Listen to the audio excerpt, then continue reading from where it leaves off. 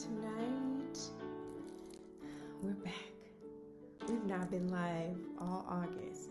I did teach though. I had to teach for a ministry that I'm a part of earlier in the month, and I just didn't feel like I had the bandwidth to do both. But we are live tonight, and I'm excited about it. We're gonna get started just a second.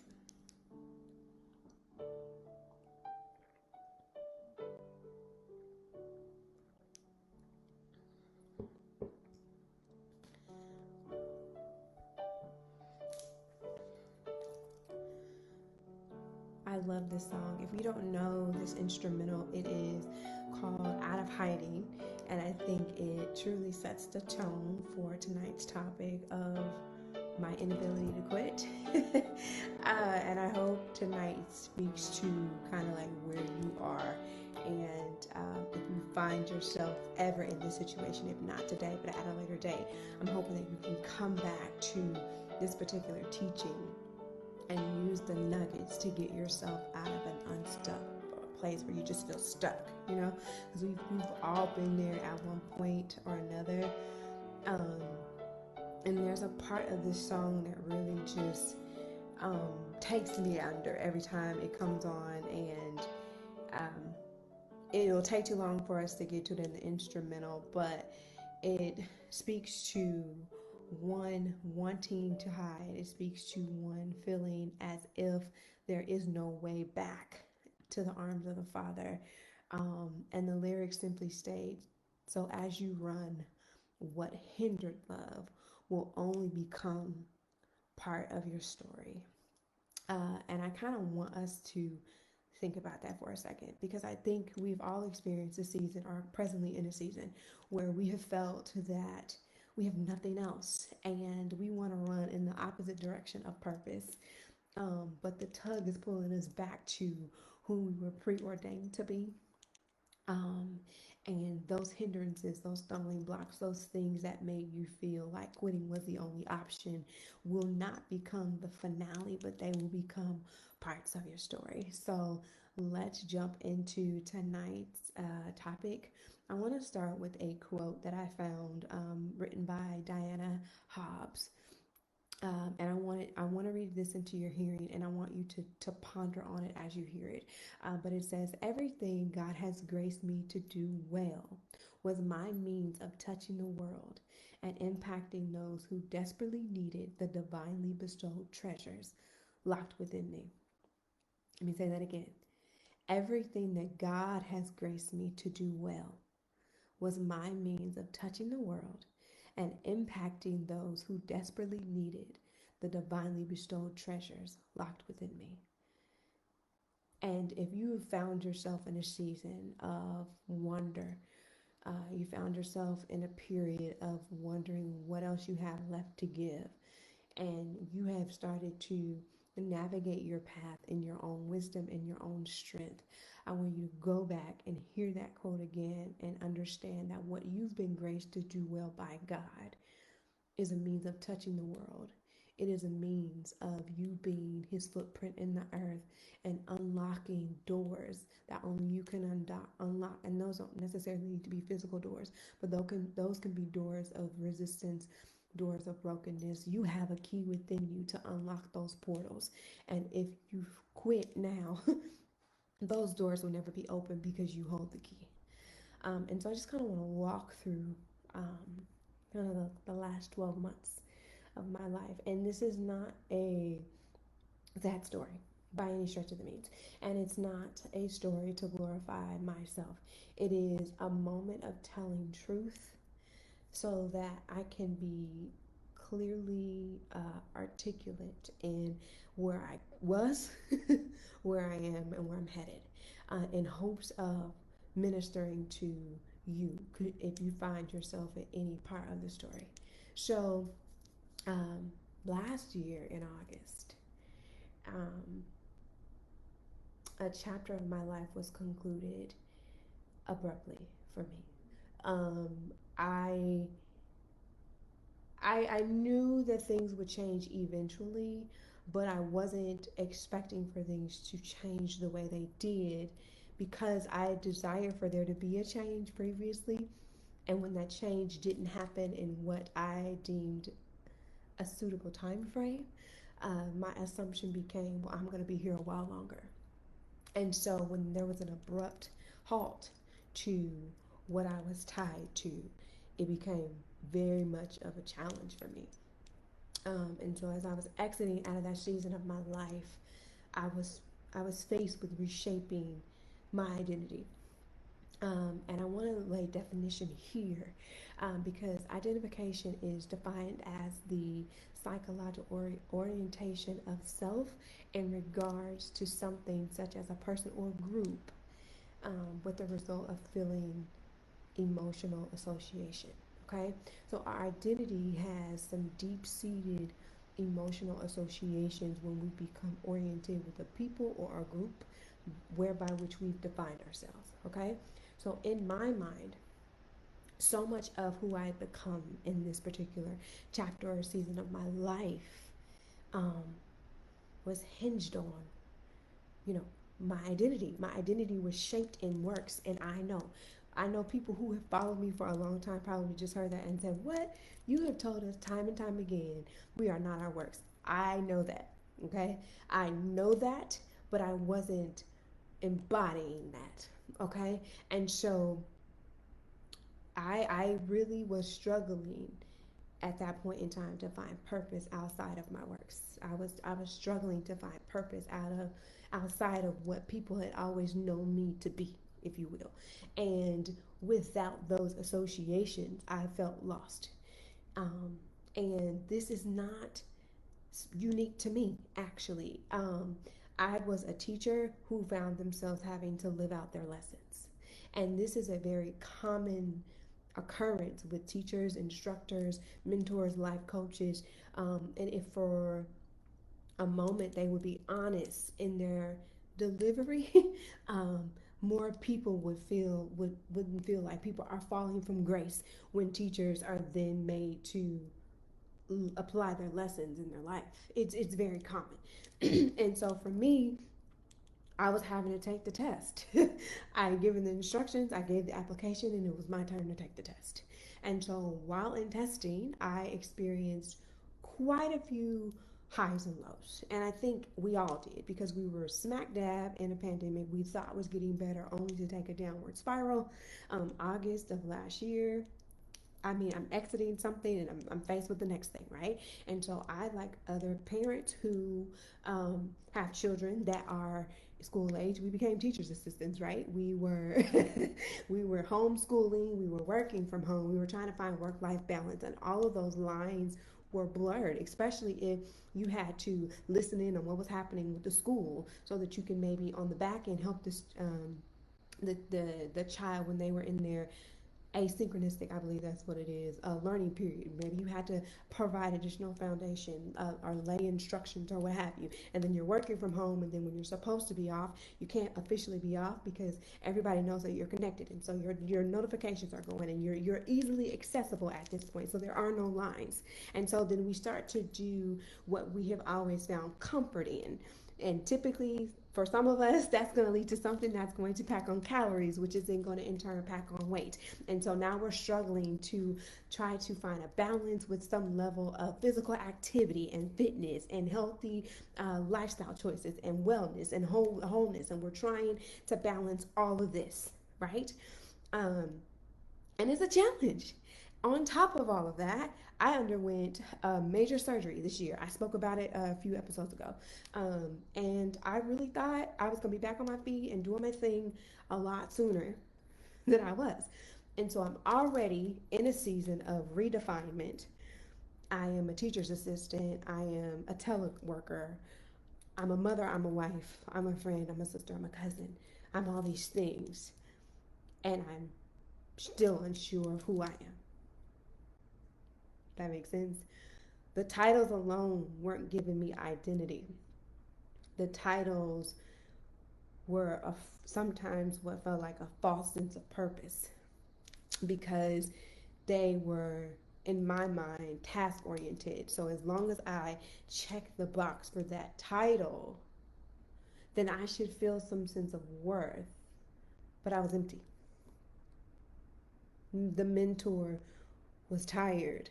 The teacher had run out of perceived lessons, or so I thought. Um, and I quit. I did. I didn't make a PSA about it. Some of the people closest to me could sense that something was changing, but I would never verbalize it. I just made an inward decision that I was done. Um, and I found myself shrinking. I was shrinking. I found myself scaling back. And I wouldn't do it in large margins so it didn't look obvious to the general population, but I was shrinking.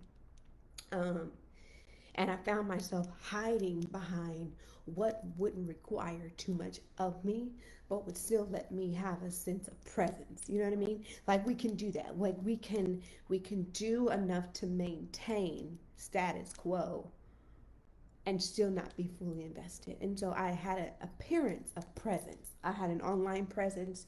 I was present in work, but all of me wasn't there, right? And so I would avoid face to face interactions with people. I was not attending events. To know me is to know I enjoy a good time. I'm coming. I'm coming with bells and whistles on. If it's not jumping like I feel like it needs to be jumping, Jamila's gonna get the party going. I'm gonna have a good time. I believe in the celebration of life, and I wasn't doing that, you guys. Like I was struggling, and I became incredibly inconsistent with my brand and content because I just didn't think there was anything I could give y'all that was going to be substantial. And I didn't want to become white noise, which you guys have heard me say over and over again. I didn't want to become redundant either in my delivery, but I felt like there was nothing else left to offer. And my humanity was drowning me, it was suffocating me. Uh, and through all this, the resounding theme is I. And Jamila knows better. Jamila knows better than to allow I to become the determining factor of all things. I know better than that. I do. But I could not, for whatever reason, get over that hurdle. And so, because I didn't have the strength, God, because He's so faithful, would send subtle nudges. And I get an inbox message on Instagram from one of my little sisters, reminded me of who I was to her. Or I get a phone call or a random text message or someone saying or reminding me of who I'd been to them in one of their trying seasons. Things that I knew but had suppressed. I would walk into an environment and there would be something that would trigger the spiritual side of me that would say, you know, there's more. I would find myself feeling as if there was no melody to sing and then receive a phone call or a text inviting me into a worship environment just so that I could express. I find myself laying at the feet of Jesus at the altar and a complete stranger come up to me and speak the very thing that I was refusing to say aloud. I never voiced that I quit. And because God needed me to know, that what was about to be spoken to me was divinely appointed by Him. The very first words out of her mouth were, "You cannot quit." And He sent word to shake me at the core because I, in my pride, was not going to verbalize what I knew would dishonor Him. I knew verbalizing that I was quitting, that I was giving up, that I was throwing in the towel was going to dishonor the gift giver, the God who's been more than faithful to me. And because I wouldn't say it, He wanted me to know, although you haven't said it aloud, I know what you've done in your heart, and I'm coming to you. right where you are to advise that that's not an option. And let me reinforce it by letting you know that quitting now is going to cause you to forfeit every single thing that you've been in wait for. And what is the point of going through all of that to get to this point in the journey to throw it all away? Let me remind you that that which concerns you concerns me, because I am a good father and I am very concerned about the well being of my children. And it is not my desire that I see my children suffer, but I will allow my children to feel the weight of their choices when they become more self reliant than they ought. When they decided that the thing that I blessed them with was something they got to use and disperse when they felt like it, I will let them feel the weight of it, but I will not abandon them. And so I found myself getting calls from my mentors who would never address me by my insecurity or insecurities, but they would address me by purpose. And we laugh about it because I'd be like, ugh.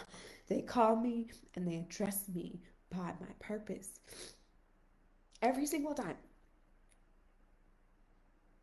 He surrounded me with a husband who responds when God wakes him at 2, 3 o'clock in the morning and prays. And he speaks. And if you know Aaron, you've got to be checked in because his tone is going to be very soft, very to the point. There will be a hint of sarcasm, but he's going to give you what you did not want, but you know you needed at the very moment you needed it. And he would speak, and then he insulated me with people who saw me beyond my present state, who spoke to where I was headed.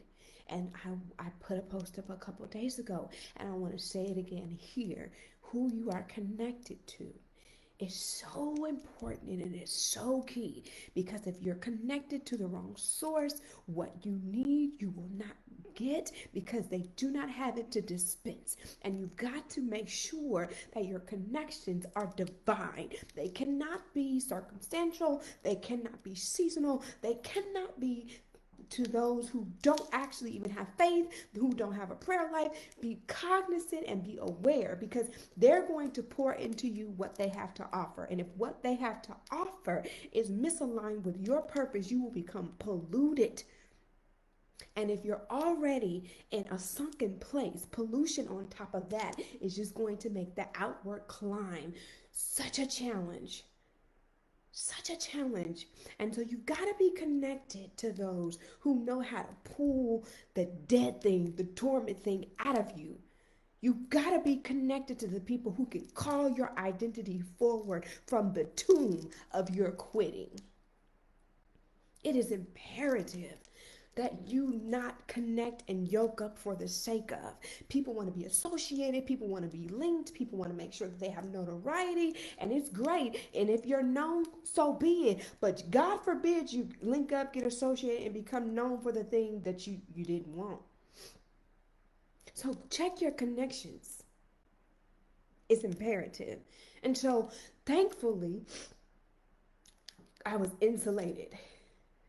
I had a team of people who absolutely refused to let me live beneath my potential, my purpose, and my callings.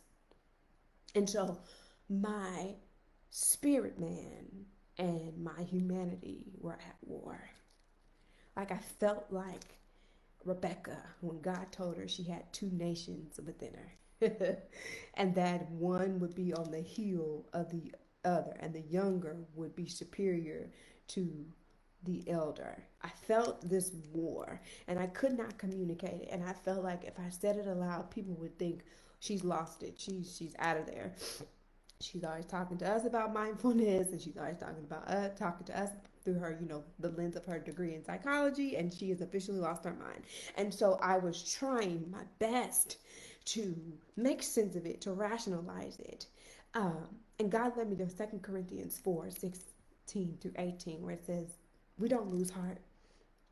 Though outwardly we are wasting away, yet inwardly we are being renewed day by day. For our light and momentary troubles are achieving for us an eternal weight and glory that's going to far outweigh them all. For our light and momentary afflictions, another translation reads, are achieving for us an eternal weight of glory that far outweighs them all. So we fix our eyes not on what is seen, but what is unseen, because what is seen is temporal, but what is unseen is eternal. And if we don't start locking into that which is eternal, if we don't start fixing our hope, expectation, and our sight on what is going to outlast this momentary affliction, we will sink and choose to quit every single time. When we start to understand that what God is allowing to work through me is producing an eternal weight, one that's not going to fade, when I recognize that He is giving me something that is going to far outweigh everything that I'm being challenged with today, when I realize that this is not going to last always. What's that song? I'm so glad trouble don't last always. When I think of the goodness of Jesus and I realize that He is not here to crush or harm me, but He is here to develop me. And if I would just stay with my thoughts fixated on what is going to outlast this, I too will be able to withstand. Why? Because I am, in His infinite wisdom and ability, is the solution to everything that stands before me. The God of my salvation, the God who cannot be defined by just one thing, because He is infinite, He is all-knowing, He is superior, He is sovereign. He is the solution to everything that I am. I loved it when Moses was fretful and said, who shall I say sent me? And he said, I am. Why? Because whatever I am needed to be in that moment, I become. It's already within me to be that.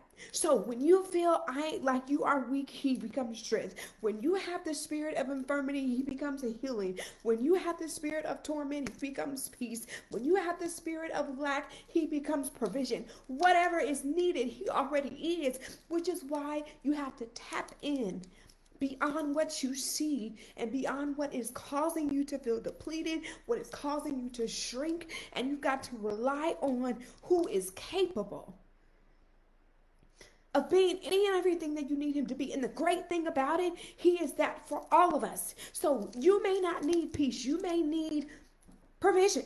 He can be peace and provision simultaneously. He can be an open door and a closed fist simultaneously. There is no limitation. So you may not be where I was, but there is something in your life that challenged you, that perplexed you, that made you take your hands off the plow. And now He is saying, will you trust in my sovereignty? Will you trust that this light and momentary affliction is going to produce far more than what the eyes can see? Why? Because ears have not heard, eyes have not seen. Why? Because we are yet evolving. There's so much more to come, but if we quit now, if we forfeit now, if we decide, I have done all that I can do, I don't even want to attempt any longer, then we have limited the scope of who God has called us to be. Because who we are today is not who we're going to be tomorrow. And thankfully, He tells us the ending from the beginning from the ending. He knows all of the details. So while we are feeling like we have been wrongfully assigned to the task at hand, He is saying, I have assigned you based on who I have designed you to be. And I see you as complete. I don't see you fractured. I don't see you in parts. I see you as complete.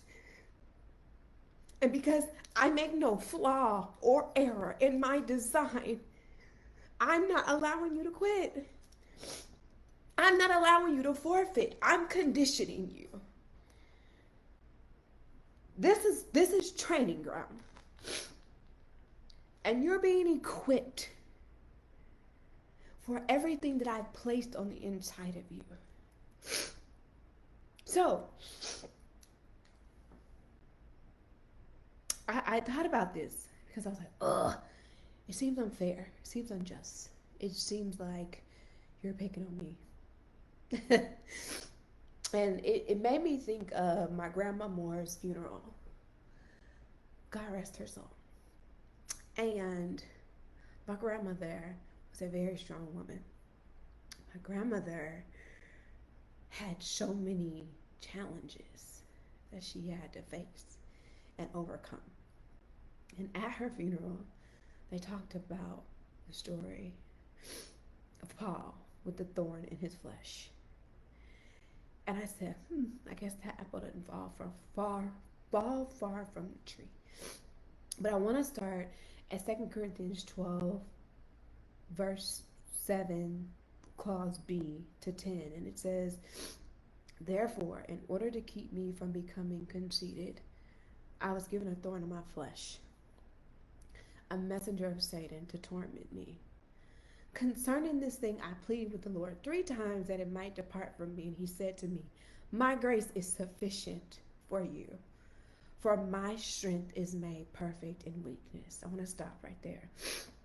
To become conceited is to have an excessively high opinion of oneself. And so in order to ensure that humility was always at the forefront, let me give you something that's going to keep you before me.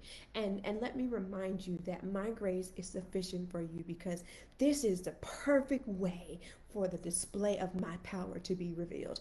Your strength, my strength, is made perfect in weakness. Why? Because it causes me to become reliant upon the one who is capable of all. It causes me to put my pride down. It causes me to take on the posture of a sheep at the mercy and the helm of their shepherd.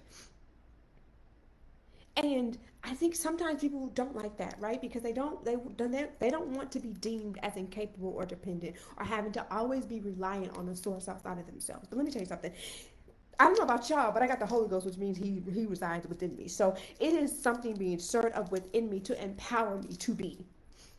Okay? It is him resurfacing, because sometimes we've suppressed him. We put everything in front of him or on top of him, and it is I'm working within you, and my strength is made perfect in your weakness, because you have become dependent upon me. You have come back to the source. Therefore, most gladly, I would rather boast in my infirmities, that the power of Christ may rest upon me. Therefore, I take pleasure in my infirmities, in my reproaches, in needs, in persecution and distress, for Christ's sake. For when I am weak, he is strong. When I have decided that, you know what, this is where I end, go ahead and take it from here. When I have exhausted all of my mental, emotional, and physical resources, and I've decided, you know what, I don't have it, you do. Let God arise. Finally, you have wised up enough to realize that you cannot outsmart, outwit, you cannot outrun, you cannot outtask, you cannot outpay, you can't outdo God in any stretch of the means. So let me tell you something. Go ahead and lay down your humanity so that the sovereign one can take over. But some of us don't do that, right? We're like, I'm tired, I'm weak, I'm quitting, I'm done. No, thank you. But it's about perspective. It's about perspective. So why I was quitting, why most of us quit, because change is happening. And when change happens and it challenges what we've been and puts us in scope of who we're becoming, we can sometimes become fretful.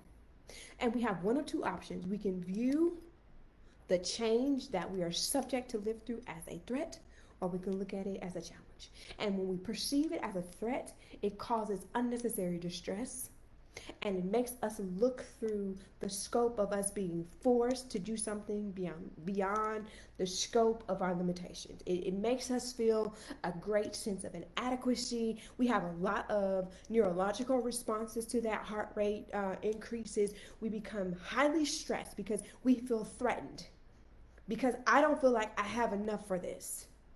Or we can think of it as a challenge, where we understand that this is an opportunity for me to do something new. And it's going to allow me to do this in an environment within the scope of my abilities and my limitations. because this environment is for me. Think about it, you guys.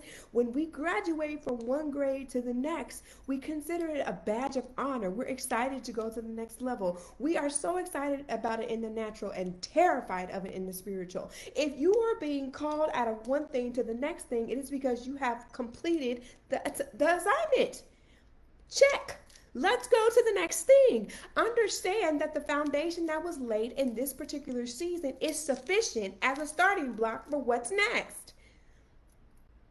It's not a threat. It's a you graduated. Let's move on. Honor the season. Consider what it taught you. Apply it within the scope of understanding that you don't have all the answers for what's next. So there's going to become a period where you feel inadequate, underprepared, or you feel challenged. Challenge is great. Why? Because challenge says that I am being conditioned to graduate again. But what causes us to not see it that way is this culture of immediacy. It is this idea that if I don't get what I want, how I want, and when I want, I'm quitting. And so I didn't like the way they do that, so I'm going to move over here. I didn't like the way they preach that text, so I'm going to this church. I didn't like the way they cook this steak, so I'm going to this steakhouse. I don't like the fact that they don't have almond milk at this coffee house, so I'm going down the street. We quit everything so quickly because we feel like everything should happen immediately. And that is the biggest pitfall of this generation. This instantaneous idea. Everything's happening in my timing. It is absolutely not. It's not.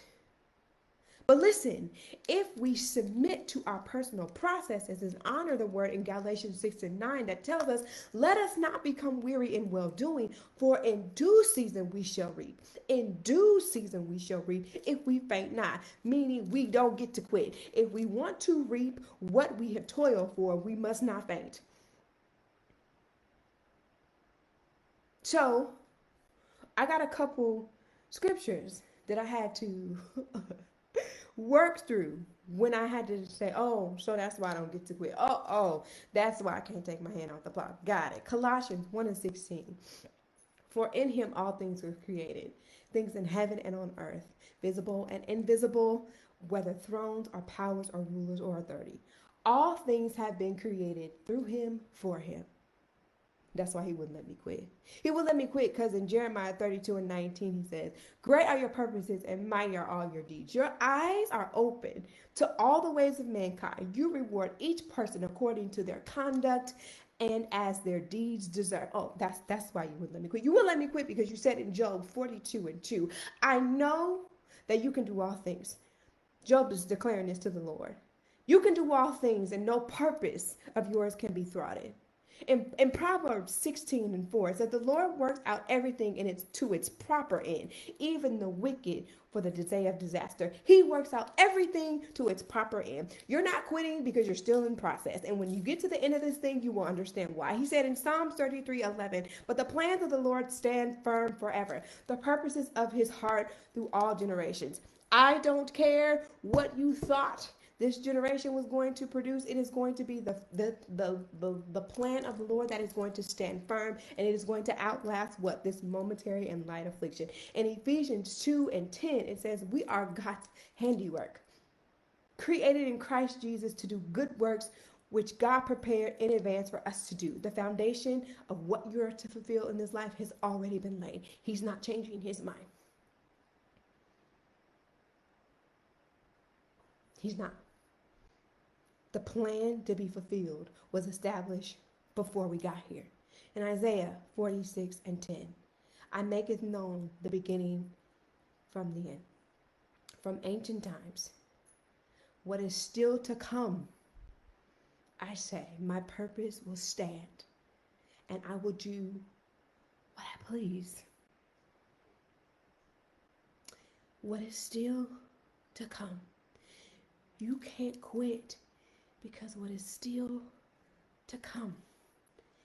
You can't quit because his purpose is going to stand and he's going to do what he pleases through you. In short, you guys, purpose always triumphs or trumps our emotional responses to our current predicaments. And who we're becoming should always challenge who we are. If you are not being challenged, then you're going in the wrong direction. If it's easy peasy and you've been coasting, you're in the wrong water. You're treading the wrong waters. You should be challenged. There should be something pulling on the deeper parts of you. There should be something that say there's more. Deep calls out to the deep. If there is no pull, you're going the wrong way, you guys. And listen, the uniqueness of our individual designs is intentional. And you know why they say one monkey don't stop no show, and you can be replaced, and you are dispensable. Let me tell you something. There may be a secondary choice or an alternative choice, but what you were supposed to do in the way that you were supposed to do will be left unfulfilled.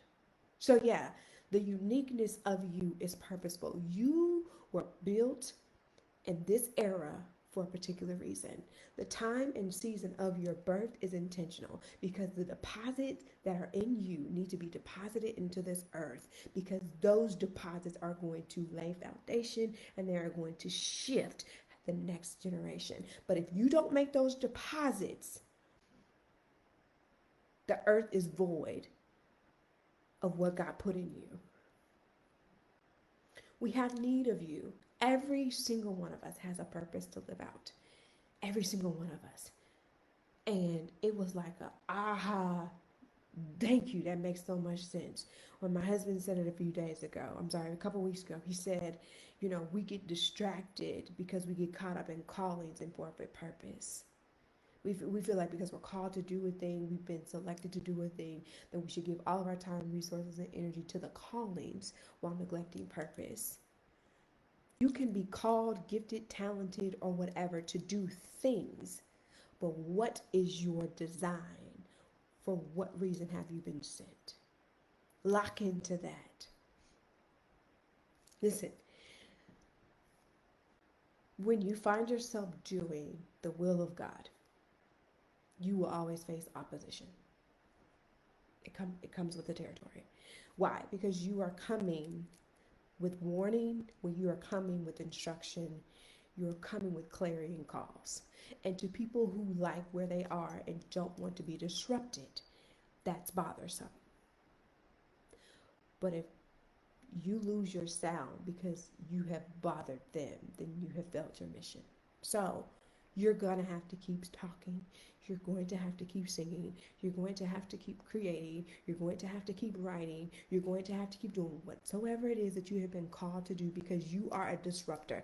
That's just what we are, guys. We disrupt status quo. We disrupt legalism. We disrupt what has been deemed as truth but built on a lie.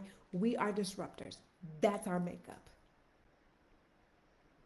And I want you to hear the scripture outlined in 1 Kings 19:7. And it says, arise and eat, because the journey is far great for you.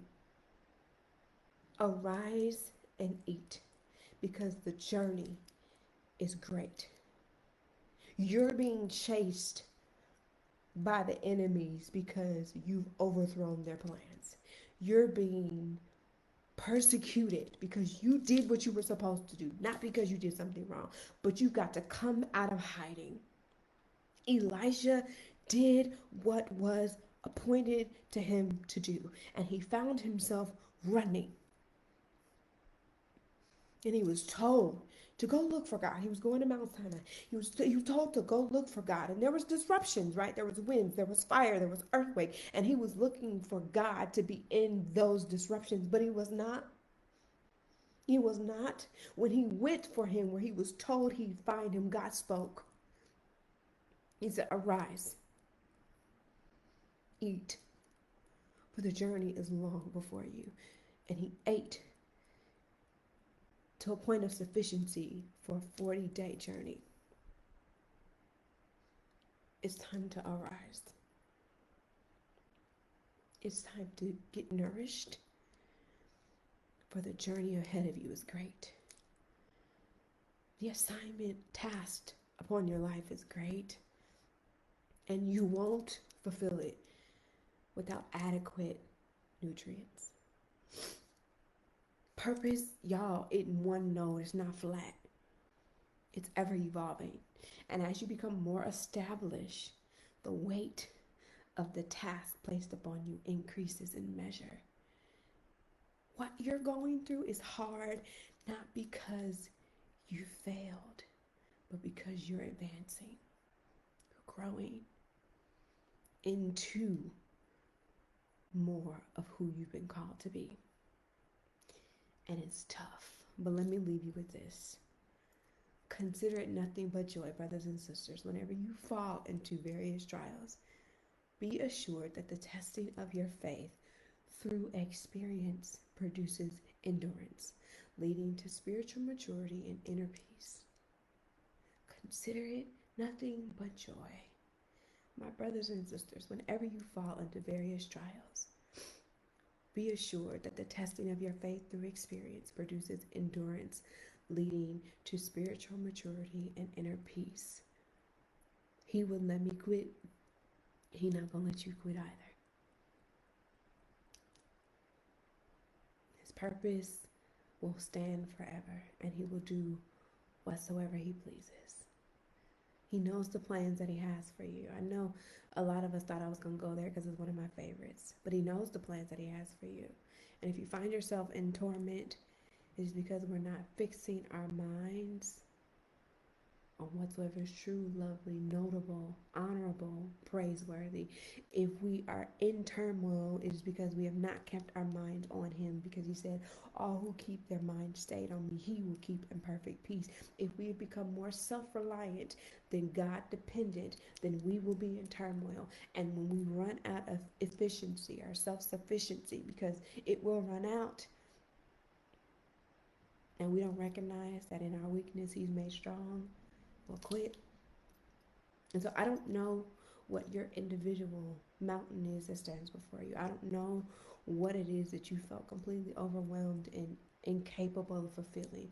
I would ask you to take a moment, and in your journal prompt that I'm going to leave with you, I want you to get serious and ask yourself, what did I put down that I've been graced to carry to advance the kingdom of God? What did I quit? What did I say no more? And it's something I know I've been graced to carry to advance the kingdom of God. What did you do with it? And are you mature enough to pick it back up and complete the work? Are you mature enough to say, not my will, but thy will be done? Are you mature enough to say, I know that I have not done everything that you have called me to do in this season, but I am willing to start over. I'm willing to pick up where we left off.